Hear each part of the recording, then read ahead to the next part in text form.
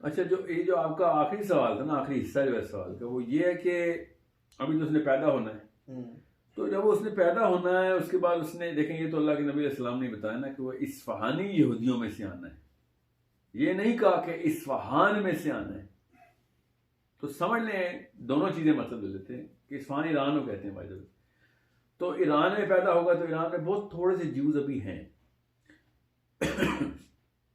Sorry, समझ लें कि उनमें से आना है, या फिर ये समझ लें कि उन्हीं की कबीले की शाख में से, जो कि इस कहीं भी है, चाहे फिर इसराइल में नहीं भी है तो यहूदी।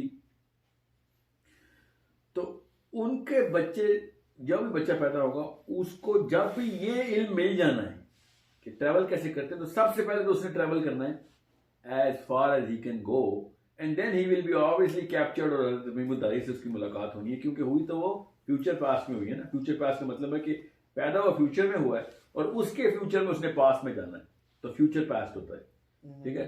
तो उसके बाद वो फंस जाएगा, और जब तक ये वापस यहां से दोबारा नॉब नहीं घुमाएंगे, जो भी इनकी नॉब है, तब तक वो पोर्टल नहीं खुलेगी और एसी का वेट कर रहे हैं, समझ लें। अब वो दजला के खुश्क होने का वेट कर रहे हैं, या फिर वो किसी बाग के खुश्क होने का, या फिर वरेवर, जो भी उनका missing piece of the puzzle है ना, वो तो उनको चाहिए। तब कहीं जाके दजाल ने वो वाली पोर्टल खुलनी है, और वो पोर्टल खुलते ही दजाल ने वापस आ जाना है, समझ लें। तो ये बात तो इसमें कोई फिजिक्स के थ्रू आसानी से समझ आ जाती है कि, और बहुत अच्छी समझ आती है कि हाँ मामला तो ऐसे, वरना अचानक ज़हूर की समझ नहीं आती कि पैदा भी हुआ और अचानक ज़हूर हो गया, समझ रहे। सो ये एक सवाल मुझसे ये पूछ रहा था कि वो तो अगर एक आंख वाला बंदा होना है, तो ये तो हम सबको पता चल जाएगा कि वो एक आंख वाला है, तो ये तो ईसा नहीं हो सकते, ये तो अल्लाह नहीं हो सकता, ये तो हमें पहले ही पता दज्जाल है, तो फिर मसला क्या है, फिर फितना कैसे हो गया। तो वो इतना आसान नहीं है, और दजल है। आजकल एक आंख वाले बंदे दो आंख वाले ही नजर आते हैं, तो वो तो असल में भी दो आंख वाला भी हो सकता है, जो उसके बाद में कोई ऐसा वाकया हुआ हो जिसकी वजह से औरतों ने इतनी बैत करनी है उसके ऊपर। ये समझने की जरूरत है कि कोई ऑफिशियल कोई ऐसा वाकया हो जिसमें उसने अपनी आंख गवाई हो किसी को बचाते हुए, कोई ऐसा वाकया कारनामा करते हुए कि लोग ना सिर्फ उसको धुतकारने की बजाय उस पर उसकी तरफ दौड़े कि तूने अपनी आंख तक गवा दी किसी की जान बचाते वक्त। जैसे आजकल वीडियो नहीं वायरल होती कि एक बंदे को ने उस बच्चे को बचाते हुए आग में छलांग लगा दी। मैं मिसाल दे रहा हूँ, इट कुड बी एनीथिंग, वरना एक आंख वाले बंदे को तो हम पहचान लेंगे कि ये तो काफिर है। इसका सबूत क्या है? इसका सबूत है इब्न सयाद। अल्लाह के नबी सलाम के दौर में एक बच्चा पैदा हुआ जो बड़ा हुआ, इब्न सयाद नाम था, उमर के दौर में फौत हुआ। सहाबा किराम में से किसी एक ने भी नहीं कहा कि या रसूल सल्लल्लाहु अलैहि वसल्लम इसकी तो दो आंखें हैं। उनको इस बात की सेंस बड़ी क्लियर थी कि दो आंखें अभी हैं, किसी एक दौर में इसकी एक आंख रह जाएगी, कोई बड़ी बात नहीं है, एक आंख वाली मामला नहीं है, ये कोई भी वाकया हो सकता है उसकी एक आंख वाला। और दूसरी बात, सहाबा किराम ने कभी भी नहीं कहा कि या रसूल सल्लल्लाहु अलैहि वसल्लम आप इब्ने सयाद पे बात कर रहे हैं, ये तो कोई सिस्टम है जिसकी आपने बात की थी, ये बंदे के ऊपर क्यों बात हो रही। इसका मतलब बड़ा क्लियर है कि अल्लाह ताला के नबी सल्लल्लाहु अलैहि वसल्लम ने वो बंदे का ही बताया हुआ है, और साहबी इब्ने सयाद को पकड़ के बैठे हुए थे कि क्योंकि वो वाकयात बाकी अजीब व गरीब थे उसके। वो बचपन में उसने जो बदतमीजी की थी अल्लाह के नबी सलाम से, वो आम से वाकया नहीं, मगर चूंकि उसके ऊपर सहाबा किराम ने कह दिया कि हाँ ये नहीं हो सकता, तो हम भी उसके ऊपर कह रहे हैं कि वो मर गए, वरना we should have gone to. सल्लल्लाहु अलैहि वसल्लम ने खुद भी कह दिया था कि ये नहीं है। नहीं, उन्होंने ये नहीं कहा था, उन्होंने कहा था उमर अगर ये दज्जाल है तो तू इसे मार नहीं सकता, और अगर दज्जाल नहीं है तो तू एक बंदे की जान ले लेगा जिसका जो दज्जाल नहीं है। तो सोचें, ये भी एक मैथमेटिक्स की है कि there is no way that you can do anything about it. ये बहुत बड़ी चाबी है यहाँ पे कि दज्जाल ना हुआ तो तुमने जबरदस्ती किसी बंदे को दज्जाल करके मारना नहीं है। एक और हदीस भी ना जहाँ पे रसूलुल्लाह सल्लल्लाहु अलैहि वसल्लम कहते हैं कि अगर वो मेरे दौर में आ गया तो मैं उसे मार दूंगा, वरना फिर बाद में ईसा ही आके मारेंगे, ठीक है। तो नबी ने तो मारना जरूरी है। अच्छा, दूसरी बात ये भी एक निशानी है कि नबी कैसे मारेंगे। सोचें तो सही ना, क्या ईसा के ख्वाब के अंदर, अल्लाह के नबी सल्लल्लाहु अलैहि वसल्लम के ख्वाब के अंदर ईसा आ रहे हैं काबे में। काबा तो पक्की बात है, पोर्टल है, इसमें तो किसी शक की गुंजाइश नहीं है। हमें काबे से ही मेराज हुई थी ना, पहली इसरा का तो सफर काबे से हुआ। तो ये भी ख्वाब के अंदर से निकाला जा सकता है कि ये काबे की जो मामलात है ना, ये समझने की कोशिश करें कि दज्जाल या पोर्टल का इस्तेमाल करता है तो नबी क्यों मार सकता है उसको। नबी ने फिर उस पोर्टल की टेक्नोलॉजी में, टेलीपोर्टेशन टेक्नोलॉजी में, टाइम ट्रेवल टेक्नोलॉजी में तो पीएचडी किया होता है। नबी तो नबी, वो भी सिद्दीक नबी। ठीक है, तो ये सूरह मरियम के थ्रू ये भी समझ आ जाती है कि कोई सिद्दीक नबी आके मारेगा, जिसको पहले से पता है कि बेटा तू निकलता कहां से, आता कहां से, जाता कहां पे, हमें सब दरवाजे खोलने और बंद करने आते हैं, तुझे वहां जाके मारेंगे कि जहां पे आम इंसान नहीं जा सकता, क्योंकि नबियों को आती है पोर्टल्स खोलनी बंद करनी। ईसा से बेहतर किसको पता है पोर्टल्स का, जो कि ऊपर चौथे आसमान पे बैठे हुए इस वक्त, वो तो इदरीस है। या so understand this simplicity of the कैसे कहते हैं, the concept and matching of the blood type, ये सारा कुछ कैसे कनेक्ट हो रहा है आपस में। अच्छा, आपने ज्यूज का जिक्र किया था कि ज्यूज वेट कर रहे थे, उसमें आपने एक बात की थी कि सब किताबों में लिखा है कि वो आखिरी नबी का वेट कर रहे थे, लेकिन मेरे ख्याल से तो वो मिसाया का वेट कर रहे हैं, और मिसाया आखिरी नबी नहीं है। जैसे जब हज़रत ईसा भी आए तो वो हज़रत मिसाया आ गए, लेकिन वो उन्होंने उसका इनकार कर दिया, फिर वो मिसाया का वेट किया। अभी भी तो वो मिसाया की वेट कर रहे हैं ना कि वो प्रॉफिट आएंगे, तो आखिरी नबी तो ना हुए ना उनके, आखिरी नबी तो मिसाया ही हुए ना, समझ रहे? इसीलिए तो मैं कादियानियत की बात कर रहा था ना कि आखिरी नबी का वेट करना जरूरी है। नबियों की लिस्ट नहीं है क़यामत तक, हर मजहब में आखिरी नबी खातिमुन नबीन कॉन्सेप्ट है।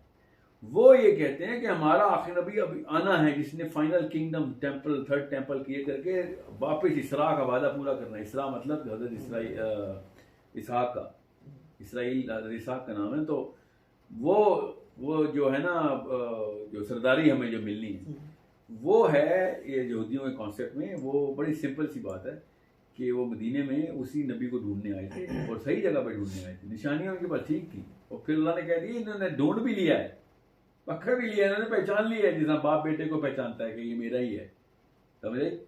अब बाप बेटे को मेरा ही कह के पहचानता है ना, तो यहूदियों ने भी यही कहा था, अल्लाह के यहाँ कोई मुहावरे की थोड़ नहीं थी, अल्लाह ने भी बाप बेटे की मिसाल दी है कि ये इन्हीं का फाइनल कल्मिनेशन पॉइंट है। मगर ये बैठे हैं कि अब हम मसाया का वेट करेंगे। मसाया कोई यहूदियों का नबी नहीं है, मसाया ने तो दजल करना है। लगता ये भी क्लियर कॉन्सेप्ट है, जो यहूदियों का प्योर कॉन्सेप्ट है, उसमें अवधानियत ही है अभी। इसका मतलब है कि यहूदियों को भी धोखा देगा दज्जाल आके, जब खुदाई का दावा करेगा तो धोखा तो यहूद को भी दिया ना उसने। तो सो जिस चीज का वो वेट कर रहे थे उनको मिल गई थी, बस वो उन्होंने अपनी हटदर्मी में ये अपनी अपर दोज़ख लाद दी कि अल्लाह के नबी से उनको झुटला दिया। अदरवाइज उनका वो नबी आ गया था, और हमारा भी वही नबी है। हज़रत मूसा इस्लाम हमारे नबी है, मोहम्मद भी उनके नबी हैं असल में। अब रही बात हज़रत ईसा को क्यों नहीं माना उन्होंने? हज़रत ईसा का बड़ा सिंपल कॉन्सेप्ट है कि हज़रत ईसा जिस तरीके से पैदाइश हुई थी, जिस तरीके से हज़रत ईसा की पैदाइश हुई थी, वो इतना बड़ा मौजज़ा था। समझने की कोशिश करें कि ये इन्होंने जो अपना कॉन्सेप्ट बनाया था ना कि हमारा नबी ऐसे होगा और इधर से आएगा, और ये हज़रत ईसा ने अपनी किताब का ऐलान कर दिया है, ये कहाँ से आ गई? ये काउंटर करते थे इस बात को कि जो उनकी निशानियां पूरी नहीं कर सकता था, कि हमारी कौम का बंदा होगा, एक आदमी का बेटा होगा। फिर हज़रत ईसा ने वो वाली चीज़ें ऐसे लेवल में ममनू कर दी थी आके, क्योंकि इन्होंने कहा था कि हज़रत मूसा की शरीयत को फॉलो करने के लिए, और हज़रत ईसा ने कहा था हाँ मैं अल्लाह के नबी की मूसा की शरीयत को फॉलो करने आया हूँ, letter by letter, jot by jot. ठीक है, सूरह आल इमरान में भी ये बात की अल्लाह ने। मगर जैसे ही फिर कमेंडमेंट्स अल्लाह ताला के नबी ने, हज़रत ईसा ने अमेंड की और शरीयत अपनी लागू की, तो इन्होंने हज़रत ईसा के ऊपर नाउज़ बिल्लाह मरियम पे तोहमत लगा दी कि ये बच्चा जो है ना, ये तुमने बगैर आदमी का बच्चा नहीं है, तुमने ज़ना किया कहीं पे। ये उसी लेवल के ऊपर इन्होंने अपनी गैरत खोई थी, जिसने अल्लाह के नबी सल्लल्लाहु अलैहि वसल्लम पे हटदर्मी दिखाई थी ना। हालांकि निशानी नजर आ गई थी, मगर इस बात की बड़ी आसानी से ध्यान से बात रखना, हज़रत मूसा ने कहा था कि, और ये यहूदियों को भी कहा था कि वो बिल्कुल मेरे जैसा होगा जो आखिरी होगा, जैसे मैं हूं बिल्कुल वैसा होगा। और यहूदियों को ये बात क्लियर थी कि हज़रत ईसा तो मूसा जैसे नहीं है, सबसे पहले तो बाप ही नहीं है, हज़रत मूसा को तो बाप था। ठीक है, फिर वो उधर से आई नहीं जिधर से हज़रत मूसा ने कहा था। वो वाले वाकयात नहीं हो रहे थे जो मूसा के साथ हुए थे। अल्लाह के नबी अलैहिस्सलाम के साथ तो पैर दर पैर फोटो कॉपी निकली है, ईरा टू ईरा मूसा के साथ जो कुछ हुआ, ठीक है। फिर ये एक आर्ग्यूमेंट है मुसलमानों का कि यार तुम्हारी किताब में लिखा कि मूसा ने कहा था कि तुम्हारे भाइयों में से भाई आएगा, तो हज़रत मूसा के भाई कौन है? हज़रत इस्माइल है ना, तो तुम्हारे भाइयों में से कौन आना है? तो हज़रत ईसा तो हज़रत इसहाक की लड़ी में से आ रहे थे, तो भाइयों में से थोड़ी आने थे। तो उस वक्त के रहबाइस को पता था कि यार ये तो नहीं हो सकता हमारा, मगर चूंकि वो अल्लाह ताला का निज़ाम तो इस्लाम का निज़ाम है ना, यहूदियों का निज़ाम तो नहीं है, तो अल्लाह ताला ने तो अभी आखिरी नबी बाद में लाना था हज़रत ईसा के। सो हज़रत मूसा की उस अहकामी नोयत के ऊपर हज़रत ईसा को टेस्ट किया तो हज़रत ईसा तो फेल हो गए उनकी उस फिल्टर के ऊपर, तो ज़ाहिर फेल ही होना था। हज़रत ईसा की तो निशानी दी नहीं हज़रत मूसा ने, वो तो अल्लाह के नबी सल्लल्लाहु अलैहि वसल्लम की निशानी दी हुई कि तुम्हारे भाइयों में से आखिरी बंदे ने आना है, अभी और नाम तक बता दिया, मोहम्मद के नाम से बताया, मगर इन्होंने फिर वही गेम डाली। और वो सॉन्ग ऑफ सोलोमन में जो मोहम्मद इन का लफ्ज़ है वो ओल्ड टेस्टमेंट है, हज़रत मूसा की शरीयत में है, वो ईसाइयों को पास नहीं पहुंची ये बात कि मोहम्मद का कौन था। हज़रत मूसा ने बेसिकली ये कहा था कि आखिरी नबी जो भी आएगा, उन्होंने ये इसके बीच में हज़रत ईसा भी आएगा, उन्होंने कहा था आखिरी नबी जो भी आएगा वो ये अली। हाँ बिल्कुल बिल्कुल, वो आखिरी नबी की बात ही कर रहा हूं मैं बस ठीक। लेकिन उन्होंने ये ऐसी कोई नेगेट नहीं किया था कि उसके अलावा कोई और नहीं आएगा, इस तरह जाहिर है हज़रत मूसा क्यों नेगेट करेंगे। ये मैं यहूदियों की उस टेस्ट की बात कर रहा हूँ कि वो बस अपने मूसा के बाद ना ये उस सूरह काफ की निशानियां ढूंढते फिर रहे हैं, बस और कोई काम नहीं इनका। जब भी इन्होंने टेस्ट लिया है उसी का टेस्ट लिया है, क्योंकि इनके नबियों की लिस्टें तो पूरी हो चुकी है ना, ईसा से पहले पूरी हो चुकी थी। जो रसूल की लिस्ट है ना, रसूल कोई नहीं आया इनके पास जो मूसा के बाद, या जो कि मूसा की शरीयत को काउंटर कर सके। तो वो तो फिर हमें तो पता है ना कि रसूल ही है, ईसा भी हमें तो पता है अल्लाह के रसूल रसूल ही हैं। ये लोग कहते थे कि नहीं ये कैसे हो सकता है कि हमारी किताब को कुछ और किताब की ज़रूरत पड़े, हमारे तो वादे इसी किताब में है, हमारी तो शरीयत इस किताब में, अल्लाह ने दे दिया बस सब किताब मूसा को, आप क्या किताब बनी।